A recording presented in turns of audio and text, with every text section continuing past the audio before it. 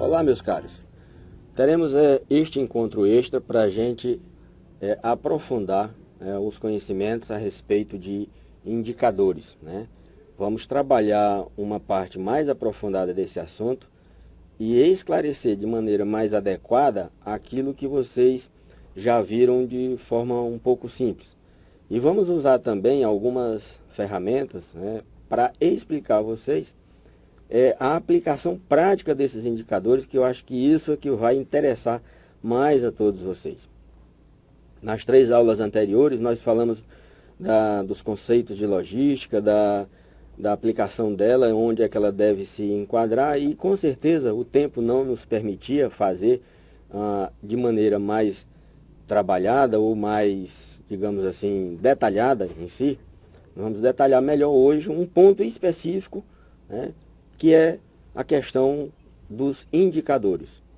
É uma ferramenta importantíssima para você visualizar o seu trabalho, ver exatamente aquilo que está acontecendo, né? Verificar se tem algum defeito, se tem alguma possibilidade para que você possa melhorar e em seguida você tomar suas atitudes.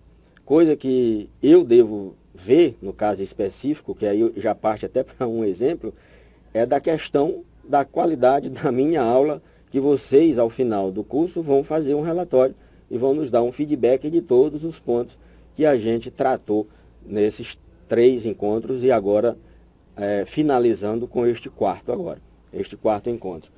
Falando especificamente de indicadores, torna-se necessário que a gente faça, primeiro, uma pequena lembrança com relação ao conceito de logística. Vamos trabalhar a logística como sendo que vamos rever o conceito de Baloo apenas na questão seguinte: é um processo de planejamento do fluxo de materiais. Então, ou seja, entenda sempre com logística como sendo algo que começa, não é nem que começa, que é algo sempre em movimento. Logística, não pense em logística como sendo algo fixo, algo estático, como se fazia no passado com a administração de materiais em tempos bem remotos, que se pensava a administração de materiais como sendo apenas armazenar um determinado produto ou material, né? E especificamente nós estamos trabalhando com logística de serviço, né? A gente tem que pensar sempre como um fluxo, como algo fluido que não consegue ficar parado.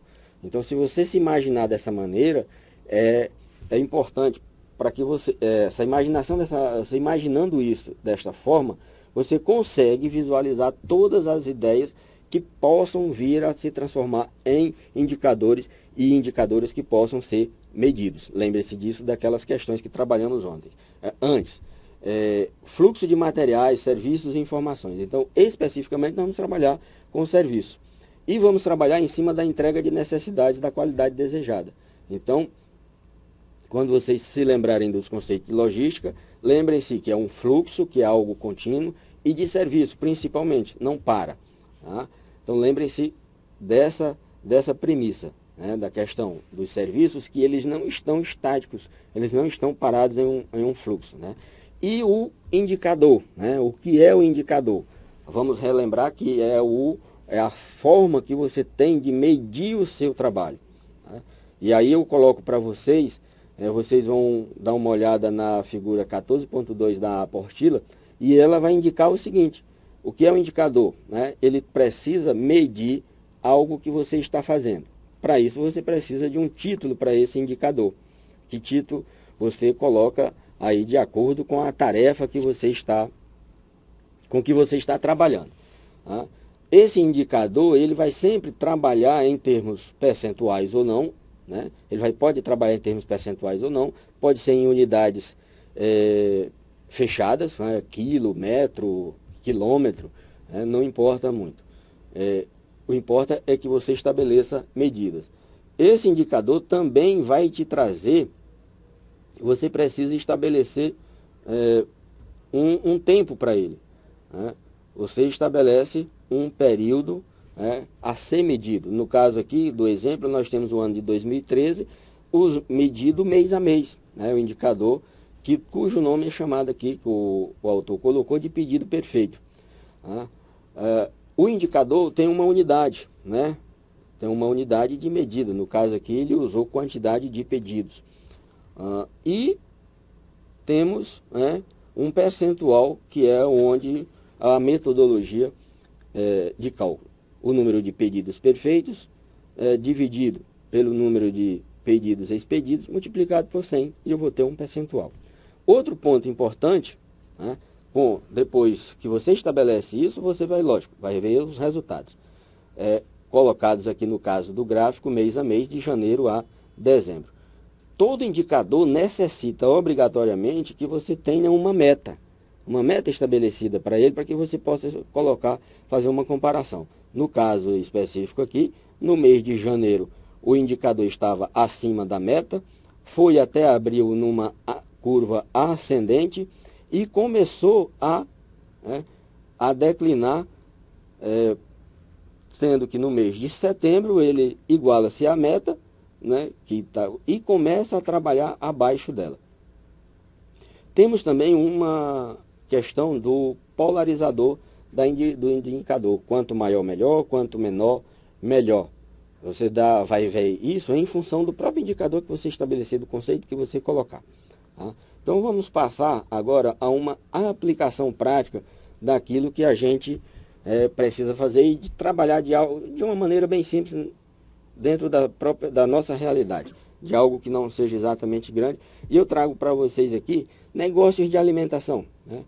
Procure imaginar aí um pequeno restaurante onde ele vai ter uma série de processos a serem feitos.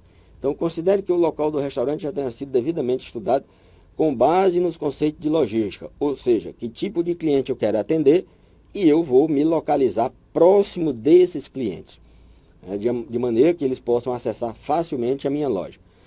Já esteja devidamente estruturado, ou seja, e aí vem um processo anterior que também remete à logística, onde eu tenho que estruturar com quantidade de fogões, panelas, de pratos, talheres, tudo para atender o meu cliente. Então considere que isso já deve estar devidamente estruturado em termos de máquinas, equipamentos, tudo que você precisa para o restaurante funcionar. Tipos de indicadores que nós podemos trabalhar. Dentro da área de pessoal, ou seja, dos indicadores, nós podemos trabalhar contratação, treinamento e remuneração. São indicadores que você pode tirar dentro da sua própria empresa, do seu local de trabalho, considerando esse restaurante. Um dos indicadores que já existe, que é da área de recursos humanos e você pode usar, é o turnover e o absenteísmo. São dois indicadores que eu não vou entrar em detalhes, que é de outra área. O turnover nada mais é do que medir a quantidade de pessoas que são contratadas e demitidas num determinado período. O absenteísmo, só uma explicação rápida, é a quantidade de pessoas que estão ausentes do local de trabalho por motivo de férias, atestados médicos, resolução de problemas pessoais e muitos outros. Mas, ou seja, aquela pessoa que não saiu definitivamente da empresa. Mas você pode medir também quantidade de treinamento dado para os seus funcionários. Isso vai impactar diretamente no resultado do serviço que você vai prestar para os seus clientes no restaurante. Remuneração do seu empregado. Como é que você vai trabalhar isso em termos de indicadores? Compare com os seus concorrentes. Como é que o mercado está pagando? Se você contratar muito acima do mercado, você vai tomar prejuízo. Se você contratar abaixo do mercado, do mesmo jeito que você vai ter péssimos profissionais. Se você contrata um pouco acima do mercado e dá informações e dá um pouquinho mais para o seu funcionário, você vai conseguir manter seus melhores funcionários, garçons, cozinheiros, e com certeza vai prestar um serviço de qualidade para o seu cliente. Isso vai ter um retorno maior para a sua organização. Em termos de insumos, onde podemos tirar também indicadores. Frutas, verduras, cereais, proteínas, são produtos que você usa para fornecer uma comida, uma alimentação dentro do seu restaurante. Então, de acordo com a tua clientela, que tipo de fruta tu compra? Qual é aquela mais consumida? Aquela que você põe à mesa e rapidamente ela desaparece. Ou seja, qual aquela que é mais procurada, aquela que é mais reclamada pelos clientes? Olha, faltou determinada comida hoje aqui, o senhor não fez. Isso vai te orientar nessas quantidades de materiais a serem comprados. Quantidade, que aí eu coloco aqui no item 3.1 da nossa transparência, quantidade em peso, consumida por semana, mês, ano, por tipo de fornecedor, por tipo de alimento.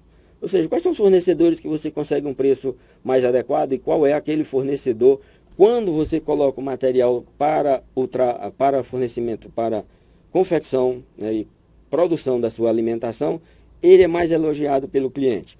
Então você diz, olha, hoje eu comprei carne do açougue do seu Francisco. E todo mundo reclamou que a carne estava de forma inadequada. Quando eu compro carne do frigorífico do seu José, já temos um elogio maior para a nossa alimentação. Então, é disso que a gente está falando. Na área de atendimento, olha, horário de atendimento, garçom, pratos pedidos, são outros indicadores que a gente pode trabalhar. Certo? Qual a quantidade de pessoas, mesas atendidas por um determinado período de trabalho, ou seja, eu vou trabalhar quantas mesas eu tenho disponíveis no meu restaurante. Qual o percentual de ocupação dessas mesas por dia, mês, por ano? Ou seja, quantos clientes eu estou ocupando. E aí eu estou considerando que este seja um restaurante do tipo que vem, você chega, entra e pede a comida e é servido. Não é aquele restaurante, aquilo que a gente conhece, que as pessoas passam no balcão, se servem e vão embora. Estou considerando que aí os indicadores mudariam na sua construção. Que pode ser dia, mês, semana ou ano que você vai trabalhar. Outro tipo de indicador que você trabalha, o indicador de desperdício. Clientes e cozinha. Você pode separar dentro do seu restaurante 2 tipos de sobras. Todas as pessoas, é comum ao brasileiro, não é comum por aí afora, deixar um resto de comida no prato. Quanto é que os clientes estão desperdiçando em termos de comida? Você pode pesar isso. Você não pesa a sua comida na hora de comprar. Você comprou 50 quilos de carne, 15 quilos de tomate, 50 quilos de arroz, num determinado período. Nesse mesmo período, quanto foi que os clientes desperdiçaram? Você pesar o seu lixo. Quanto é de lixo que o cliente está jogando fora. Só precisa você separar isso. E você evitar que tenha desperdício na coisa e estudar por que há esse desperdício. Quanto é que a cozinha, ou seja, seus próprios funcionários, estão desperdiçando? Ou seja, desperdício é o resto, é aquilo que não serve. Ou seja, você está comprando, você está pagando por algo que vai ser jogado fora. Certamente você não pode ficar com esse prejuízo. Quem é que vai pagar por isso? Isso entra no teu consumo, no teu custo. Na hora de fazer a composição do preço, você precisa fazer a diluição desse lixo e alguém vai ter que pagar a conta. Quem é esse alguém? É o cliente. Aí o cliente vai pagar sempre. Aí você tem que olhar uma outra coisa, você tem que olhar o preço do concorrente. O concorrente está cobrando muito mais caro do que você pode diluir esse custo. Mas se o concorrente está cobrando mais barato do que você, se você subir o seu preço, com certeza você vai perder cliente. Então, esse indicador serve para que você meça o seu lucro e faça um equilíbrio de força dentro da sua organização. A quantidade e o tipo de alimentos são desperdiçados, e outro indicador que você pode trabalhar, no caso, é o índice de retorno. Você vai medir quantos clientes estão retornando à sua loja, ou seja, quais aqueles clientes que estão sempre frequentando o seu restaurante e quais os dias que eles gostam de frequentar. Ou seja, eu trago aqui para vocês, dentre os vários indicadores que eu dei como exemplo aqui para vocês aprofundarem os estudos, e isso vale para qualquer tipo de organização que você coloque, um atendimento versus reclamações. Eu vou levantar um estudo, onde eu estabeleci uma tabela com a quantidade de garçons, e aqui eu apenas coloquei um número, garçom 1, 2, 3, 4, até o garçom de número 6. O atendimento, quantidade de atendimento que cada um fez num determinado período, né? Que nós temos o elemento período do indicador, o que cada um fez, ou seja, o primeiro aqui está com 200 atendimentos mês, o último garçom fez 180 atendimentos. E comparar isso com as reclamações que eles receberam. O garçom número 1, ele teve uma quantidade de atendimentos, ele fez 200 atendimentos num período de 30 dias. Desses 200, 15 reclamaram do serviço dele. Ou seja, um índice de reclamação em torno de 7%. Esse é um índice bom ou ruim? Não sei se é bom ou se é ruim, apenas estou colocando como exemplo de um índice de reclamação. Veja que a polaridade desse indicador, na forma que eu coloquei, 7,5%, quanto menor, melhor. O garçom 2 já tem um índice de 6%, ou seja, um pouquinho melhor. O garçom, e aí eu quero destacar aqui o garçom de número 5, que fez 420 atendimentos no mesmo período. Desses 420, ele teve 18 reclamações. O índice é o menor deles, é 4,2. Ao lado do garçom de número 6, que de 180 atendimentos, é o cara que trabalhou menos, ou seja, conseguiu atender menos pessoas, teve um maior índice de reclamação, 37. Ou seja, está com o índice lá em cima. Quanto menor, melhor é esse indicador. Então significa que esse garçom está com algum problema. E aí você precisa verificar onde é que está a culpa desse trabalho. É dele, é sua, é do restaurante, está faltando alguma coisa, é algo obrigatoriamente a ser estudado. Como também o garçom de número 5. É algo a ser estudado porque ele está com índice de reclamação baixo em relação aos outros. O que é que está acontecendo? Ele é exatamente um excelente garçom, ele está conseguindo burlar a forma de medição. Então, é algo que você tem que investigar. E vejam que está faltando nesta tabela aqui a meta. Eu propositalmente não coloquei a meta. Qual é a meta que você gostaria que tivesse de reclamação? Deixei isso para ficar a critério de vocês. Então, é o indicador que vai te permitir estudar o teu serviço de atendimento dos garçons. Ou seja, vai medir a qualidade desse serviço. Se tem algo errado, como nos casos do garçom 5 e do garçom 6, se existir algo errado, você tem que começar a estudar as causas dessas situações. Não vou dizer problema, dessas situações. Uma situação com alto índice de reclamação, em torno de 20%, e a outra reclamação lá embaixo, 4,2%. Esse cara pode ser um excelente trabalhador. E aí você pega a metodologia dele de trabalho e transfere para os demais e dilui o índice de reclamação. Outro indicador que eu trouxe aqui, também propositadamente não coloquei as metas, é o consumo por tipo de carne, num determinado período. Ou seja, aqui eu coloquei o consumo em 30 dias, separado por dia da semana. Ou seja, na segunda-feira eu tenho um consumo bem menor do que no domingo. Então, eu tenho que, o que é que vai me ajudar, o que é que esse indicador vai me ajudar? Eu tenho que estar com minha cozinha preparada para o final de semana, que é algo bem simples, bem natural.